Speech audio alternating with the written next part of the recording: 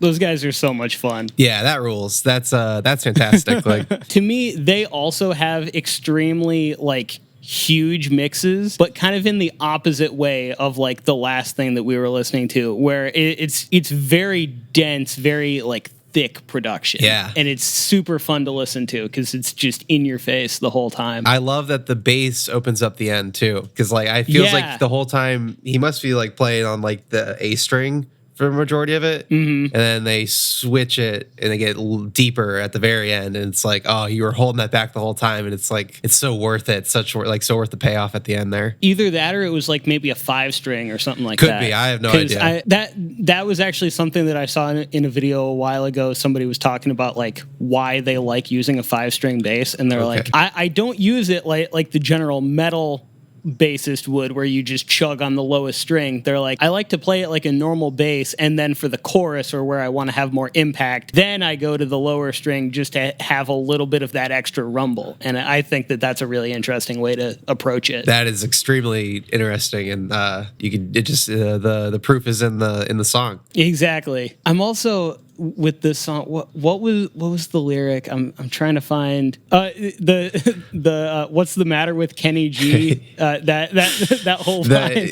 All right. So there's something about KKB. You can respect the voice, but you can hate the voice, but respect the dream. Yeah, I really like that because I feel like that kind of tackles like guilty pleasure music in a way. And I've always been, and I mean, that's a thing that I've demonstrated time and time again on this podcast, but like I've always been a proponent of just liking things. You don't have to be, ashamed of it. You can like whatever the hell you want. And I feel like the internet is allowing people to do that more and feel less self-conscious about it. But I think that that's just a really cool thing to bring up. Yeah, and KKB is one of my favorite bands of all time. I love some Kero Kero.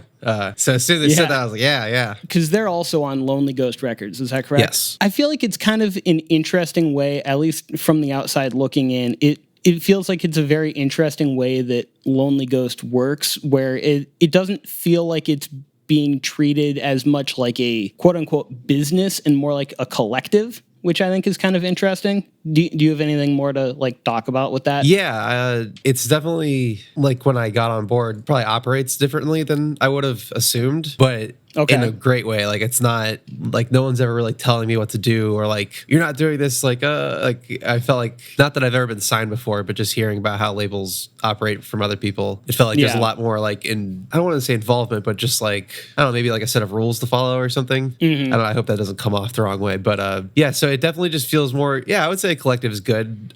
We all just try to support each other, and generally we're always, especially at least with my thing, I've got like almost everyone from Lonely Ghost somewhere on something, whether it's like just like vocal effects, like from Sam or Nelson from Leave Nelson Be. Like we've got stuff we're doing, so I don't know, it's cool. It's definitely more of it feels like more of a friend group than anything else. I would say that was kind of what I was picking up on, just like the little bit that I've seen like interactions on Twitter and things like that. It seems almost more of like just a support group of people supporting each other, and less of like something motivated by business, which I think is really cool. Yeah, I mean, at least for me, like I don't do any merch and I don't play live, so like there's not a ton of business to be made from me, but there's a belief, and like I'm sure we'll do stuff like as time goes on. But yeah, so like I guess from a business angle, but they've got other bands like Hey I Love You and Cheem and Exciting Excellent that like are in funeral homes. They're doing all kinds of cool stuff. So like it varies. Like there's all kinds of different stuff going on. So my next song is an artist that I found on TikTok, just like scrolling through the For You page, and it was I forget even what it was. It was like just this stupid joke, and then at the end it was like, by the way, go listen to my music. And I'm like, oh, okay, this was silly. I'm gonna check it out. And they actually have a really cool EP. This artist is called Losers Convention, and this song is called True Bliss is Chaotic.